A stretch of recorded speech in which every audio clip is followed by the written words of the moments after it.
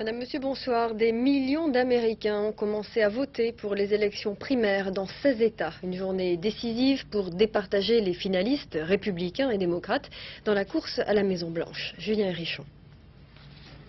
Ce n'est pas un mardi comme les autres. Des dizaines de millions d'Américains, dont Hillary Clinton, votent pour les élections primaires.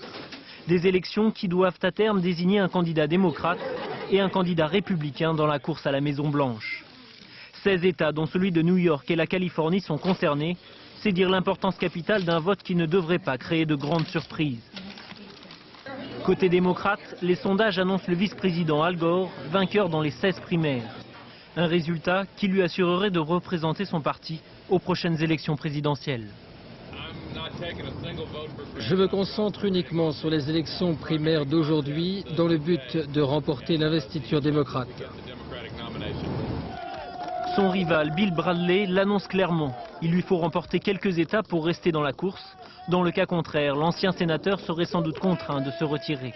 Car s'il subsiste un brin de suspense dans ces primaires, c'est bien du côté républicain qu'il faut le chercher. George Bush Jr., gouverneur du Texas et fils de l'ancien président américain, reste favori dans la plupart des États. Les gens ont compris mon message à propos de l'éducation de tous les enfants.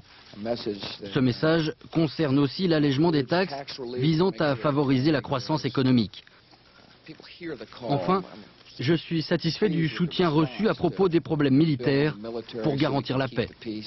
Le véritable challenger de George Bush Jr. demeure le sénateur de l'Arizona John McCain. L'ancien héros du Vietnam croit en ses chances et attend tout de ce scrutin dont les résultats seront connus dans les heures prochaines.